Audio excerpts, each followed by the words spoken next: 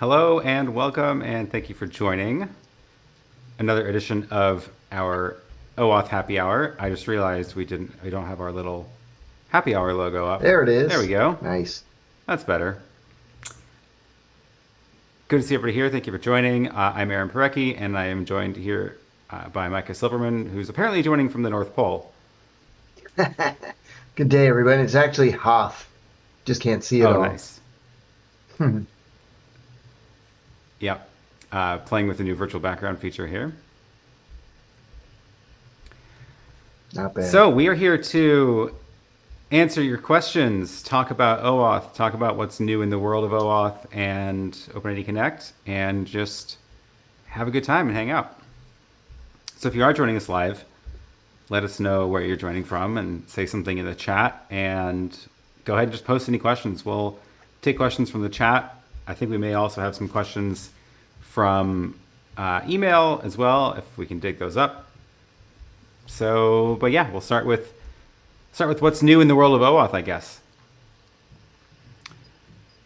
So there's been some progress being made in the group. If you take a look at let me share this browser tab.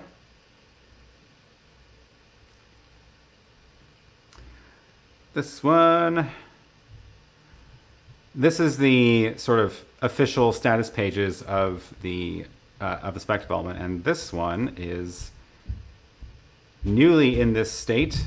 It is now in last call. This is a new extension called JSON Web Token Introspection Response.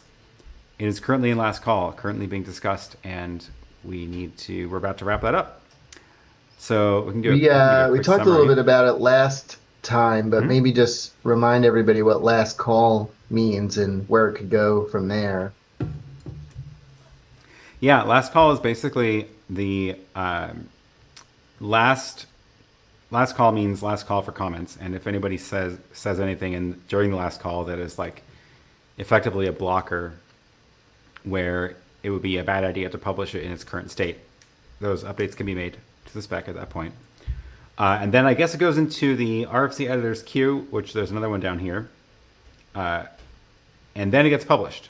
So it's very, very close to becoming an RFC now. And so see down here, these are the rest of the RFCs that this group has published over quite a long time. So yeah, last call is pretty important, because if you do find anything in here that you don't like, this is the time to change it. So right now, the response from introspection is JSON, and this is a spec to have the response support JWT as well. Yeah, so this is normally the token introspection, which is this RFC, says it provides an endpoint for resource servers to look up information about access tokens. I don't know why some of these pages are so slow to load.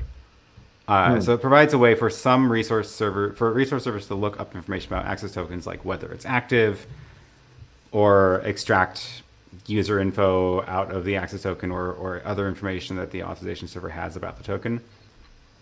And if your access tokens are JSON Web Tokens, then that's not the only way you have to look up information about access tokens. But if they're not JSON Web Tokens, this is a very important endpoint. So normally the introspection endpoint returns a JSON document. So you'll send a token to the endpoint, and then you get back something like, let's see if they have an example instead of just a list. Yeah, so it'll look something like this, where you get back a JSON document. It says active, true, and then other stuff that the server might have about that token. And this one is an extension that returns the introspection response as a JSON Web Token. So this post request is the same. Interestingly, the example token is not a JSON Web Token, but again, doesn't really matter what format tokens are in for this.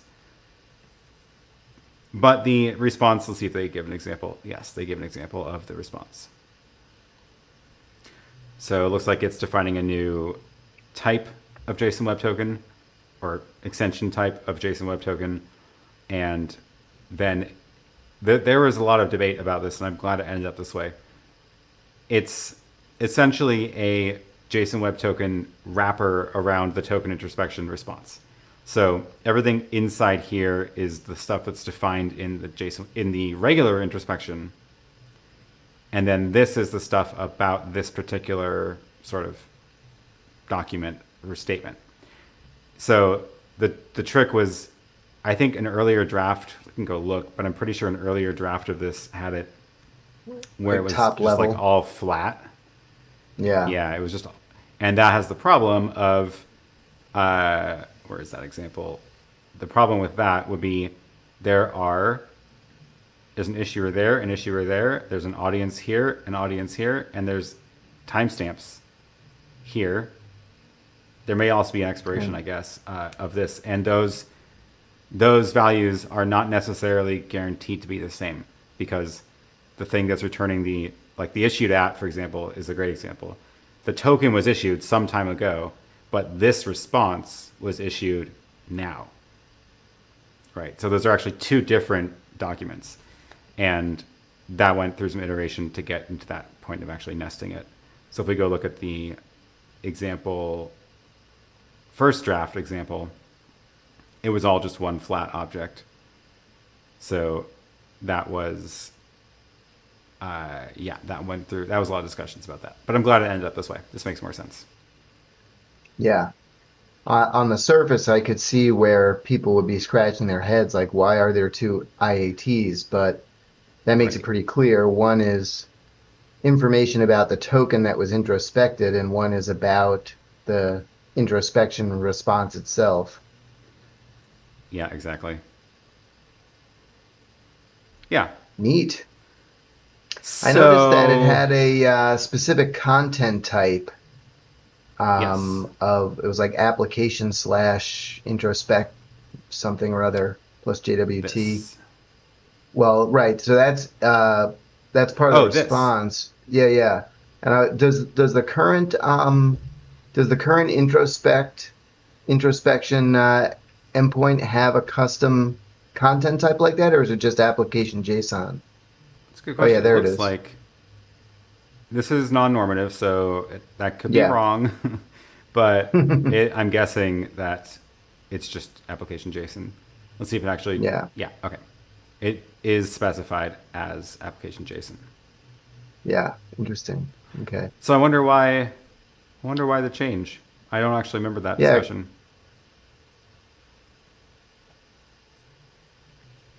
I mean, We I can guess it find kind of out. makes sense. The response is not raw JSON. Oh, yeah. I mean, yeah, this is not JSON. Right. This is base64 encoded JSON Web Token, right? So Yeah. you need some sort of JSON Web Token content type. The fact that this is in here is interesting. Is Yeah. application slash JWT a registered content type? I didn't actually know. That's a I don't really good actually know question. I that. don't know either. I'm gonna Yeah. go look. I'll Well, race you. makes sense. I was going to try to look up the discussion about that, and the way I'm going to do that is by going to the mailing list archives and just searching for that string in the archives and see if that was ever discussed. Nice. If the search supports, I have a feeling the search is not good. Okay. Does Google show So anything? No. uh, What are you finding? on the IANA media types, application JWT is a thing. Cool. What do I you never knew know? that. Me neither. It was just updated as of 8:20, so who knows how new that is. Yeah. Is that the link? There's a Did I few of get that them. right? Yeah. Application JWT. Yeah, interesting. Makes sense. All right. Well, there'll be a new one soon. Yeah, are there any other plus JWT's security event? That's the only one. Hmm. Which means this one must have a registration in it. Is it defining it in here? Media type registration.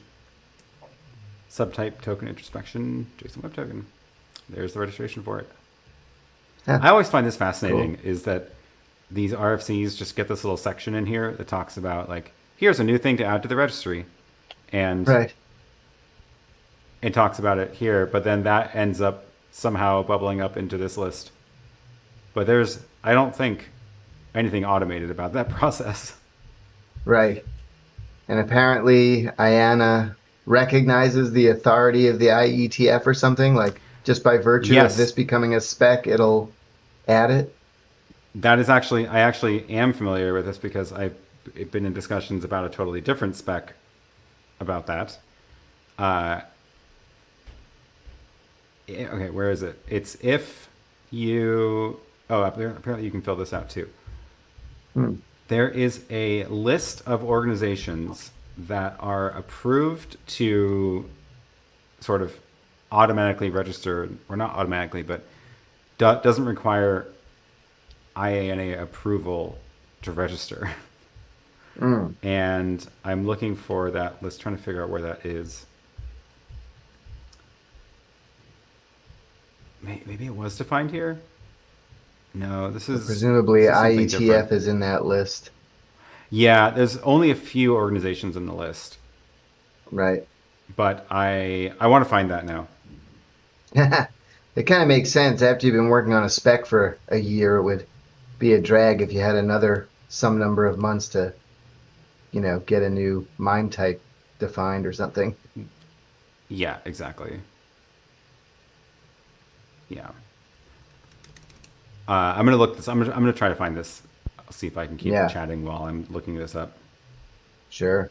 So I'm always curious, like, you may or may not know this, but like, what was the motivating factor for this JWT introspection response? Was it just to be able to validate the response through the same mechanism that we validate JWTs generally? Like, what kind of drove the requirement that we needed a new type of introspection response? Yeah, the introduction talks about that a bit. So the introduction says there are use cases where the resource server requires stronger assurance that the authorization server issued the token introspection response for an access token, including cases where the authorization server assumes liability for the content of the token introspection response.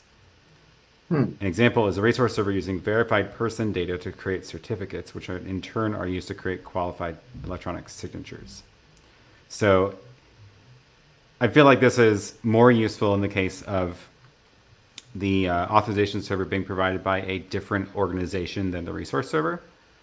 So because if you're building both, you don't need any of this, right? If you're building the authorization server and the resource server, you don't need any introspection response at all because you can just you share a backend, share a database, or make up your own thing. But if those are provided by two different companies, then that resource server developer wants to be able to prove in court that the authorization server did in fact say this token was valid or provide the name of the user, for example, and say that it was verified, then the fact that that signature is there is now provable. So that the resource server company can actually go take this, print this out on paper and say, no, really, they said it was verified and I can prove it. Whereas otherwise, Right. you're just sort of like, oh, yeah, sure, it was in the API response. Here's some logs that we promise we didn't tamper with. Yeah, Yeah.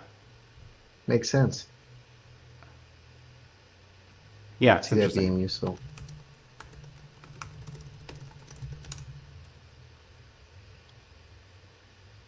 Okay, I found it. Cool. Hooray. So, uh, there we go. Standards related organizations that have registered media types in the standards tree. INA will process future requests from these organizations without further consultation. So these are the organizations that are allowed to sort of add things to the registry themselves without further Right. approval. So you don't, if you go through one of these organizations, you don't have to submit that application here. Right. Node.js something or other is in the list, I notice. Node.js Technical Steering Committee. It's an Yep. interesting addition. Yep. I know that's W3C, of completely course. separate from NPM, but given the challenges that registry has had, Well, they're the ones that develop the language, right? right? The technical steering committee. Yeah. So am I missing it, or is the IETF not on that list? Oh, I think the IETF is this. IESG is the overarching It's like organization. that. Gotcha. Internet Engineering Steering Group at Oh, the okay. IETF. Right. Yeah. There it is. But Nerding yeah, out if you on didn't want standards to, organizations. yeah, really. What's interesting to me actually is that this edition just last month. Huh. What They're the ones. WG? What WG? They own HTML5 or just HTML as it's called now. Formerly was at the W3C, but it kind of got rolled into this group instead. Right. Yeah. What other? Oh, there's an Then even newer one. Sequence ontology. That's August. wow, that's like 10 days ago. I have zero idea what the sequence ontology does. I'm with you there. Sounds Now I'm fancy. curious. I am familiar with OGC. They do all the like GeoJSON and all the geospatial work of maps and map data. Right. Who else? Who else do I recognize in here? I've never worked with the Linux Foundation, but I guess that's also a pretty recent addition as well. Zigbee Alliance is one of the oldest ones, which is interesting. They make a lot of the home automation protocols, where Zigbee is a home automation protocol, I guess, for low power devices to talk to each other. Yeah. 2012, huh? It's one of the oldest. Sequence ontology is a org domain all about gene sequencing. Huh. That's fascinating. I wonder what they're doing with media types. Yeah. This one, I remember this from MIDI, right? Wow. It's all in the music and I guess motion picture world. What's the oldest one? And then I promise we'll get off of this for our poor attendees here.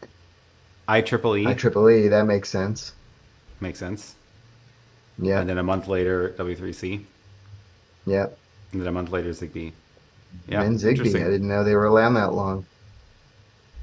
Yeah, it's only 8 years on the one hand, but on the other hand, that's a pretty long time in internet years. Yeah, fair. All right, that's enough nerding out on standards. What else we got? There was another one that was even further along, right? That was past the last call. The which one? No, before last call. Oh, okay. I was going the wrong way. Push to authorization requests. So bring this back. Bring my computer back. Push to authorization requests. Let's see. The status page shows it as a active here, recently published. But the mailing list, there was a thread on the mailing list about this. And working group last call.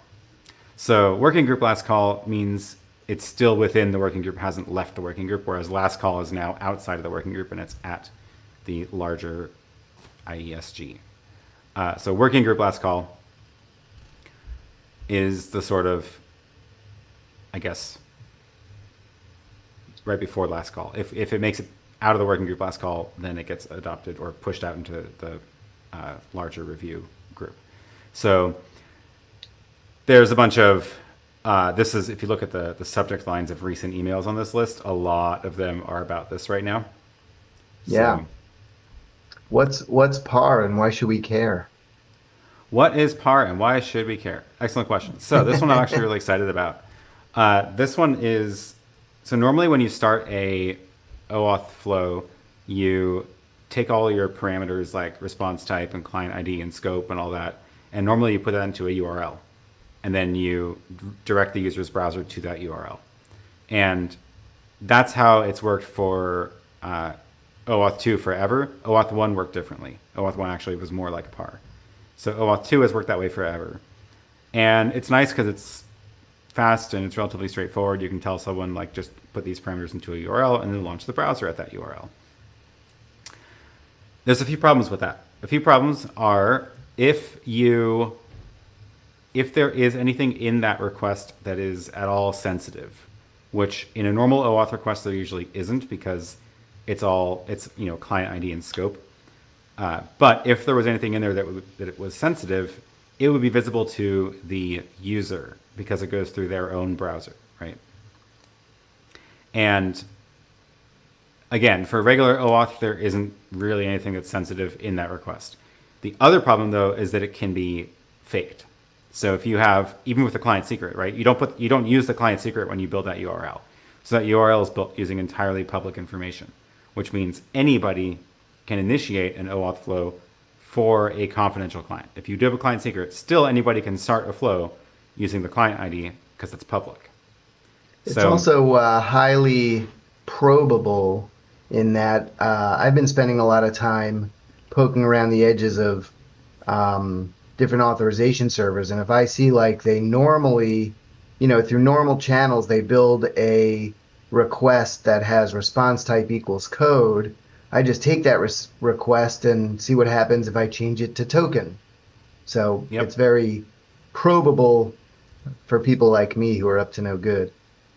Yeah, exactly. So that is that's one of the differences. So these are all things that are like, again, you're not going to get that far by attacking like plain OAuth stuff this way, because at the end of the day, like with the client secret, you're not going to be able to do anything with that response anyway. But you could, for example, change response types or change scope values and see what happens. So what PAR does is it stands for pushed authorization request, because instead of just sort of crafting that URL and making it public and launching the browser to it, instead, the application actually first pushes that request to the OAuth server. And when it pushes the request, it can use a client secret for one, which means now confidential clients have to use a client secret in order to initiate a flow, which means there's no way to initiate a flow from the outside anymore, which is good. Second, anything that goes into that request is no longer visible. So if you're probing around looking for applications to try to hack, you're not going to be able to really see any of that information anymore. And the way that it gets hidden is because when you do that push, so a client sends all the parameters that usually are in an authorization request to that endpoint. So it's going to include stuff like this. These are the sort of typical OAuth parameters. There might be other parameters, which we'll get to in a second. You post all that up, including with your client authentication, and then the response is a request URI, which is just a sort of opaque string that doesn't have any of that data in it. And it's just, so the server is going to like store it, associate some identifier with it, and return that identifier back to the application. And then the application, so this will be the response. Request URI is, unfortunately we have to do this crap. I hate this namespacing crap. I wish we could just forget that, but that's a different problem. Anyway, this is the identifier for that request. And then the application says, okay, I'm ready to start the flow. Let's see, here we go. Ready to start the flow. So it builds the authorization request with now only the client ID and the request URI. So all of a sudden, this is what you're going to see in your address bar rather than all the details. And that doesn't actually mean anything. And you can't create one yourself because you need the client secret if it's a confidential client. That is really cool. Yeah. From a tactical perspective, like if I go to a page right now that says, log in with Google, I could be sitting on that page for a half hour before I actually click the login with Google. So is there some sort of coordination or recommended approach to, because I saw the up there it said expired in 60. I'm assuming that's seconds and not minutes. Yeah. So it seems like it would need to, like if I clicked on signing with Google, it seems like it would need to make some initiating request of Google. Google would do this PAR business and then send back the authorize link that you would then actually connect to. But it wouldn't just be like right now, if you look at the page source, you can see the authorize link just sitting there. So it sounds like this would be a little So bit of a change. it's true, although not every website does it that way. So one way to do that is to sort of bake that Google URL into the HTML. So someone could land on the page and then sit there for a half hour and then just click that link.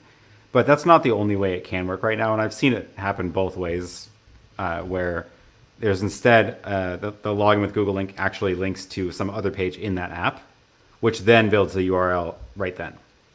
Right. And the change here is that it's no longer possible to just build the URL yourself. You have to actually go make a request right before you need that URL to the OAuth server to get this value. But you're right. It's no longer really feasible to bake in the Google URL or the OAuth server URL into the page anymore with this. Which is probably better anyway, It's probably better anyway. just for probing and people up to no good. Yeah. Now, do you think that so I know you wrote a really good piece on setting up the device flow with any authorization server. So authorization servers that didn't natively support the device flow, you could set up a proxy and still use that flow. Is this something where even if just for the purposes of example, you could do something similar if you wanted to support PAR, but you were working with kind of a traditional authorization server? I think so, but I think it's really just as an example because if the server does support traditional redirect-based initiation, then you're not going to get You any could of the just security circumvent benefit it. by sort of Yeah, yeah. adding PAR off to the side. But you could do it as an example just to sort of show how it works. Yeah. So Cool. so that's how it's added to plain OAuth. But again, this is not like necessarily critical if you're just doing straight up OAuth with where's their list of parameters? The list of parameters they had in the example, this one. Like, yeah, there's a few things you can try if these are available and you can change them from the outside, but there's only so much you can really gain by doing that. But where it does become really important is once you start adding things to this that might include sensitive information. So one of the other specs working through the group is called rich authorization requests, this one. And that does things like lets the that's not the link I wanted. That's the one that lets applications request like, we're gonna move $10 from this account to this account. So this is now an authorization request. We've got like account information, we've got payment amounts, maybe even like account numbers. All this is now that request. It's got the normal like client ID, redirect URL, state, and all that. Right. But now we've added all this stuff to it. This, for one, is far too long to put into a URL. But also, if this was available in the URL, someone like you who's probing around can go in and change the values and see what happens. Like, what happens if we changes to 1 million? What happens if we change the account number? What happens if, right? So that's where it starts to become really problematic, having that public in the URL. So one, So because it's those two long, two, combined because would this be is actually very, sensitive. right. So So combined yeah, RAR and PAR would be pretty powerful.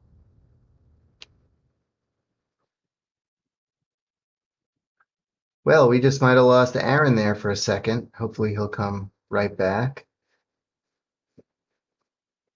I was just saying that RAR and PAR together would be a pretty powerful combination. All right, he'll come back ASAP. Let me see what questions we have here. Now you can see that I'm fully in Hoth.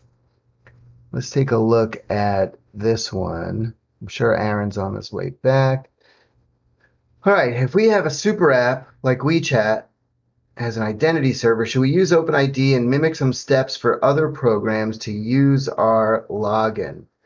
Yeah, so generally speaking, that this is kind of like the Google use case. Looks like Aaron's coming back. Um, if it makes sense to have a central authorization server because you have a sprawling set of uh, APIs the way Google does, then it may make sense to have that for your own custom app. And at least at Okta, we've certainly seen customers that do that sort of thing. They leverage Okta um, and have a central custom domain, and all of their apps will then redirect to that. And their users, even their internal people, might not even know that it's Okta behind the scenes. But the benefit of that, which Google kind of proved out, is that these other teams have to know a blessed thing about auth, or they don't have to be involved with handling credentials and things like that. You redirect to your central authorization server and you redirect back, and they can just focus on the business logic of their app. So as always, the unsatisfying answer is it depends. But if you're building a big enough set of services and you have kind of a sprawling set of APIs like Google does, then it might make sense to have a central authorization server like that. You back with us? There he is. I don't know what happened. That was weird. First time I've ever had a problem Yeah. with this platform. Just it just crashed on me. Yeah, we got a spinny wheel of doom where your picture was, and then it disappeared altogether. So weird. I'll answer another question and then we'll jump back. Does Okta provide Yeah. libraries for JVM languages? We do. We have a Java SDK for Java's API for Okta's API specifically, but then we have a Spring Boot integration to leverage OAuth with Okta. So that's kind of a general answer. And then Brian in chat asked a question to your question as well, Hussein. So where did we leave off? Oh, we were talking about the combination of RAR and PAR would be pretty powerful Yeah. and I think secure, we had more pretty importantly. much wrapped that up. But yeah, Yeah. that's really where it starts to get more useful, is pushing up the large amount of data that would end up because of rich authorization requests, and also making it more secure.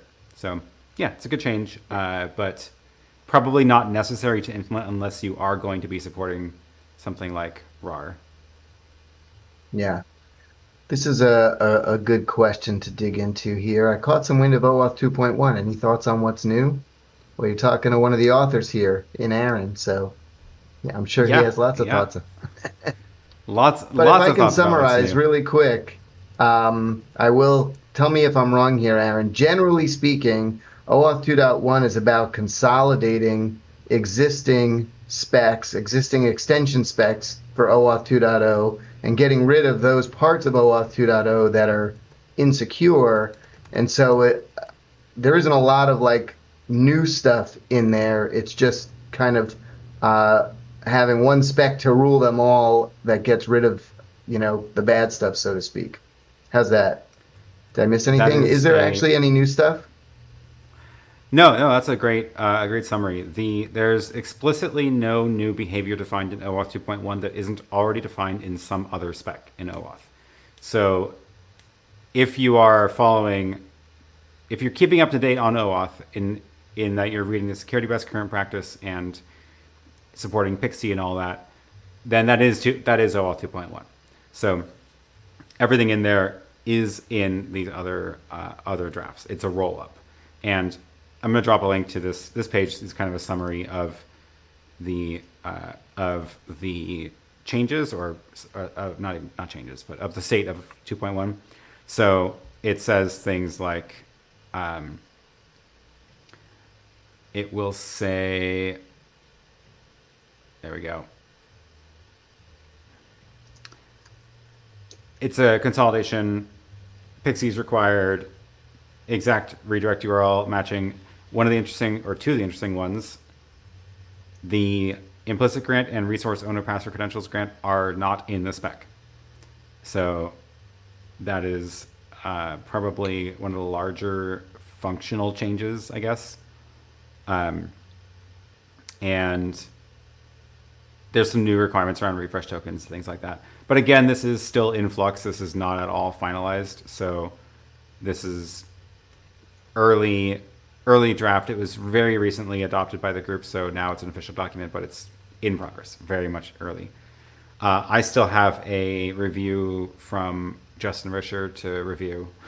I have to review the review. He actually did a read through of the spec, sent a lot of comments to the mailing list about it, and I haven't had time to go jump on those yet, but I have to go look at his comments and address them and incorporate any changes he's suggesting, things like that. So that's really the state of that right now. But yeah, there is hopefully nothing too surprising. Just having I intend to like really dig in and read the whole thing, but in a casual pass through it, I think one thing that might surprise people that are familiar with any of the OAuth specs is the introduction of a new client type, which is really more about semantics and language than representing a big change. But I do think that it kind of refines what's already been there to make it more clear. But there's new language around that. Yeah, that's it's not a functional change, but it is an interesting change. Right. We've, instead of the two client types that OAuth defines, which are confidential and public, we've added a third client type, which sort of sits in between the two, called Credentialed Client. And it's a client that has credentials, like a client secret, but its identity has not been confirmed. And the reason we did that was because this client type already existed in OAuth. It just didn't have a name. So it was referenced in the spec, as in there were sentences that said, like, if the client has credentials, if the client's confidential or has credentials, right? And there were variations of that throughout the spec. So this cleans it up. What I need to add to here is, maybe in this section, but maybe somewhere else, is an example of what a credentialed client actually is. Probably the most common example will be a native app that is using dynamic client registration to get a client secret. And that client secret would be unique to that instance of the app. So it can authenticate that particular instance of the app throughout the rest of the lifecycle of that app, even though the client secret doesn't actually authenticate the app's identity.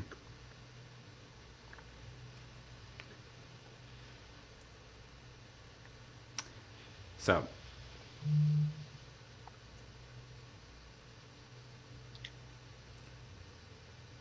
that's most likely where we're going to be seeing it, where the identity of the app is not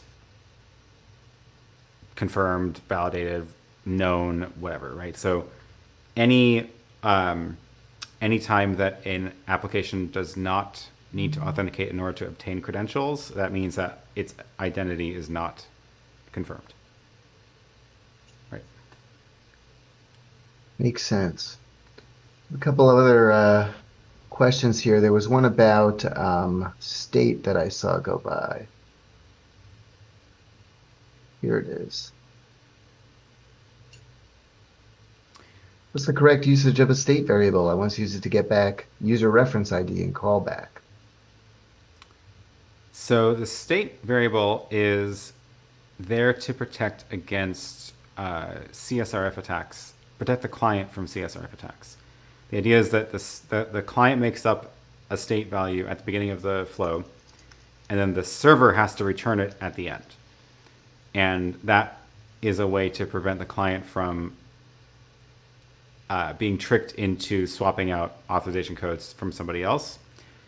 However, in the time since that was originally published, it turns out that Pixie is a better way of doing that. So Pixie actually provides the same protection, but it's enforced at the OAuth server, so it's actually even better because the server can actually prevent that attack. And what that means is that if you do use Pixie, then, and the server supports Pixie, then the client can now use state for application state rather than CSRF protection. So now you could use it for like, oh, we're trying to send the user back to their dashboard or back to their cart after they log in.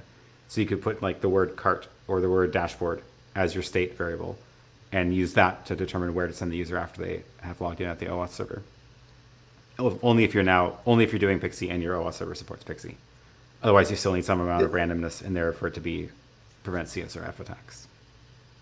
There was a spec, I don't know what state it's in, that was suggesting to use a JWT as the state value so that you could both have CSRF and carry additional information like where to go back to. Given that Pixie is a well-used thing now, is that still in the mix? I think I have the link to it. There it is. I think it is. Didn't it expire? Didn't it just fall off? It may have. I'm trying to look for it now. I put a link in the chat there. It's not even on this list. Yeah. So it might have just expired and kind of died on the vine. Well, it would have been in this list. Yeah. That's interesting. Check out the link I put in chat. There it is. That's the one I put in. Those. Oh, gotcha. Because I click it, it pops up. So right. This is. I think it's just because he didn't put it in the right working group. Because this is in the OAuth working group, but this is in the network working group. Huh. Yeah. That's interesting. But this was a little over a year ago. The last draft was written in November 2018. So yeah. I'm guessing nobody has interest in this, and it's... Sometimes things die of their own accord. But you'll notice that the name is draft-Bradley, because that's who wrote it. It never got taken up. And it's not draft IETF. So it was just an individual draft. It's just someone's idea. I think that is or at least has been a common misuse of state. I know I did myself when I was first learning OAuth, because as a developer, when I hear state, I think of application state. So I'm like, oh, cool. I can send the user back to continue where they left off, but that's not really the original intention of state. And in fact, if you don't have something like Pixie, it's an exposure for CSRF if you have a fixed value there. Yeah. Now I'm actually kind of wondering the origins of it and thinking that I wonder if originally that actually was the intent, and then people realized.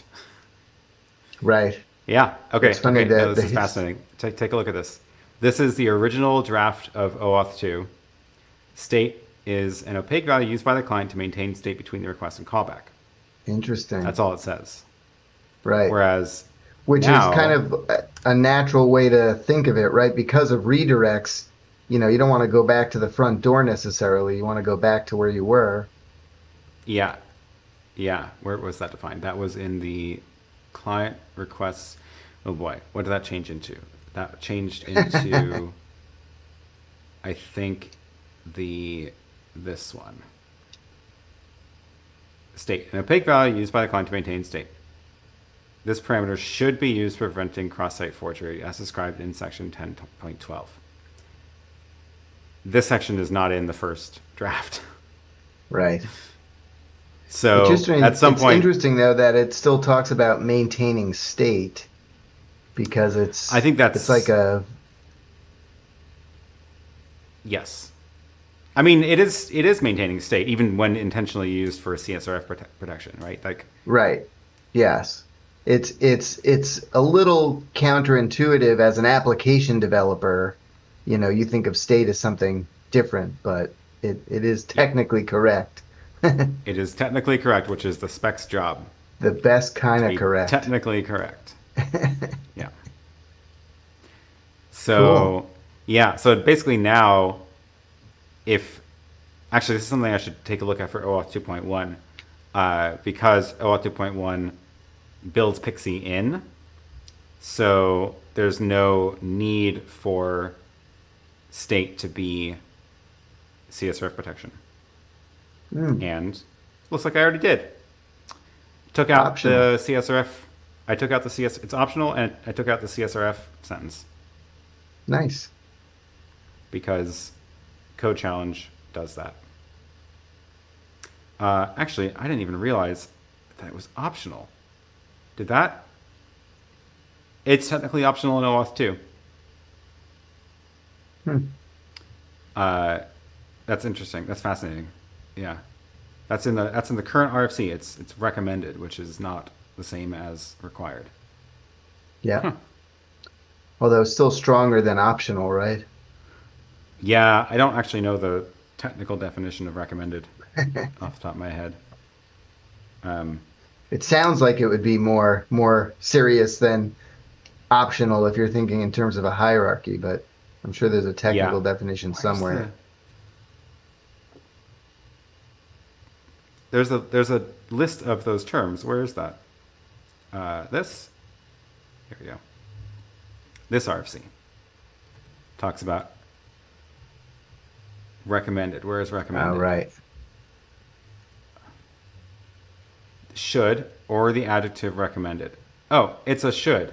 I didn't. Okay, it's exactly the same as a should. There may Interesting. exist valid reasons to ignore a particular item, but the full implications must be understood before doing anything different. So this is actually a lot stronger than people give it credit for, I think.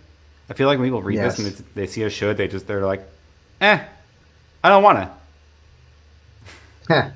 But Right. that's not what it means. It means you better know why you're not doing it if you're not doing this. Yeah. Which is kind of similar in OAuth 2.1 when you would consider not using Pixie. You better know what you're doing. It's a very Yes. small use case. Very specific slice that is defined that does not require. I don't even remember where it's mentioned. This. No. God, I don't even know where it is. This. Here we go. Yeah, It's I actually a like that you must still get to accept. use yes. Yeah. I was going to say I really like that language because the baseline is must and then Yeah. there's a small There's one exception. exception, which is, I Right. think, a better way to do it than saying should.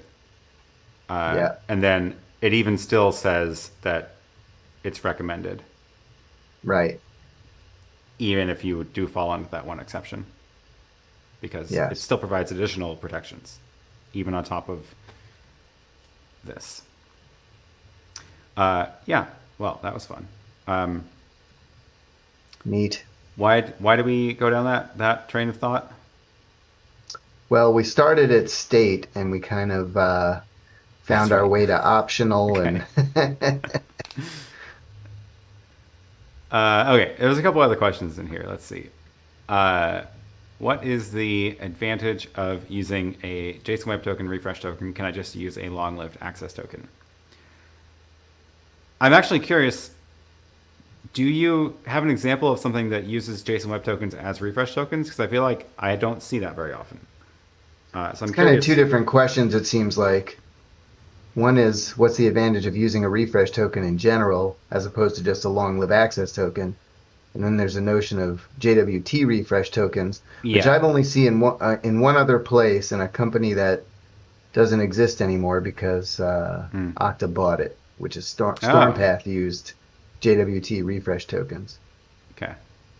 Yeah. So in general, the reason you use refresh tokens is because you want to issue access tokens that are shorter lived so that there's less risk of them leaking, but also because if your resource servers are validating access tokens locally, like if your access tokens are JSON Web Tokens and your resource servers are validating them by only looking at the access token and not asking the OAuth server, then if the state of the system changes after the access token was issued, like if a user was deleted or if the client was deactivated, the access token can't change to reflect that.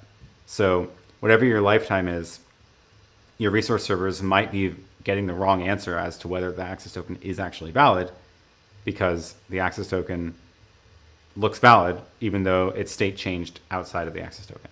So if you shorten the access token lifetime, you reduce the amount of time that you might be getting the wrong answer about whether a token is valid. And then you don't want to go so short that people have to log in all the time. So you use refresh tokens to avoid users logging in all the time. Now, JSON Web Token refresh tokens is a whole different issue because the format of refresh tokens is actually doesn't matter to anybody except the OAuth server. There's really no use case for a refresh token that lives outside the authorization server, right? So Yeah. I'm actually curious. I'm going to go and ask the former CTO of Stormpath why we used JWT refresh tokens. It might have just been because it was just easy at the time. We already had it, a token generator engine, so we just reused the same engine for our refresh tokens. But I'd be interested in the answer because that's the only place I've Yeah. seen JWT refresh tokens so far. I feel like there's no advantage to it, honestly, because if the OAuth server needs to be aware of the actual current state of the user accounts or applications, which means it's going to have some sort of database to look at about revoked apps or deleted users, which means the benefits of JSON Web Token, which are that you can validate without looking up data externally, don't really apply because you kind of have to look up data externally in order to actually know if you should actually issue a new access token. So just blindly looking at the JSON Web Token isn't a good idea for refresh tokens. So because you don't want it to be Yeah, completely stateless. there was a big kerfuffle. I want to say it was in the neighborhood of 2013 or 2014 where it was discovered that a number of providers, fortunately Stormpath wasn't one of them, had a bug where you could use a refresh token as an access token. Oh gosh, Yeah, that's it was weird. bad. It's actually, I think they still may have it documented on Auth0's site, but yeah, it was weird. And I think it was at a time when a lot of services were using JWTs for both access token and refresh tokens. So it had become like a kind of a common pattern. And somebody discovered that they could take Right. this Okay. long-lived refresh token and send it in to an API endpoint and get responses back as if it were an access token. So it was pretty Sounds like that bad. API wasn't validating all the claims inside that JSON Web Token. Right. Speaking of, I like this question. Building on the refresh token question, wouldn't a long-lived refresh token have the same security problems as a long-lived access token, since it can be used to get another one without user credentials? So there's two different parts. I mentioned there were two things that a short access token does. One of the things is reduces the risk of stolen access tokens. And you're right that a stolen refresh token has similar risks. However, if it was issued to an application that has client credentials, a refresh token can only be used with a client secret, whereas an access token can be used without the client secret. So for confidential clients, that risk is mitigated by having short-lived access tokens. For public clients, it is the same. a leaked access token and a leaked refresh token for public clients, they can both be used without the without any other authentication. However, there's a whole separate issue which depends on how the resource server is validating access tokens. So with the JSON Web Token access token, the resource server has the ability to streamline or speed up the request processing time by not looking up information over the network about that access token. Because the access token is a JSON Web Token, it can validate the signature and look at the data inside the token to see if it's valid without any network traffic. So by doing that, it can speed up API requests, right? The problem is that if you have very long-lived access tokens, then something about the user or application might change after the access token is issued. So the access token is issued at time 0, 2 hours goes by, and that user is deleted for some reason. But that JSON Web Token is still out there, and the application still has it. And if the app goes and makes a request to the resource server, the resource server looks at the access token and says, yeah, this looks fine. It's still valid. It's valid for 20 more hours. And then it'll return data when it shouldn't have, because that user doesn't exist anymore. So unless every API request then starts looking at the database of users and saying like, oh, is this user still active? Like, you don't want to do that because that's going to be too slow if all your endpoints do that. So by using the refresh token, access token combination, you can reduce the chances of that problem happening. So if you limit your token lifetime to like an hour, then you know that for at most 1 hour, you might be returning the wrong answer and returning data when you shouldn't have. And the refresh tokens then, because refresh tokens are sent up to the OAuth server, not the resource server. Refresh tokens are sent to the OAuth server to get new access tokens. And the OAuth server then does know about whether users are still active or applications are still active. And it can then not issue an access token. I think it's fair to say that refresh tokens are more easily revoked, especially in the world of JWTs, because a refresh token can only be used against the authorization server. So if you have a long-lived refresh token and it's somehow leaked, that knowledge can be used to revoke it, and then the next time it's attempted to be used to get a new access token, it would just fail. You just get an error response. Whereas if you have a JWT type access token that you're only validating locally, really the only recourse you have is that the access token naturally expires. Yep. Yeah, and I think you hit the key there, which is that access tokens may be being sent to many, many different APIs because you have a bunch of different API servers. Refresh tokens are only ever sent to the one OAuth server that issued them. So there's only one place to go to bother with revoking, shutting things down if there's a problem, or deleting users. Yep. And yeah, I think this is a good summary of it as well. A leaked refresh token can be fixed by the authorization server vendor, whereas access token leaks are your problem to solve. Yeah. Good summary. Yeah. I like it. Let's wrap up there. That was a good way to a good thought to end on, I think. So I know we didn't get to all the questions in the chat, but come back in 2 weeks. We'll be doing this again, and happy to take more questions then. And we'll catch up with whatever new exciting things have happened on the OAuth mailing list since then. All right. Awesome. Have a good one, everyone. Thanks for joining.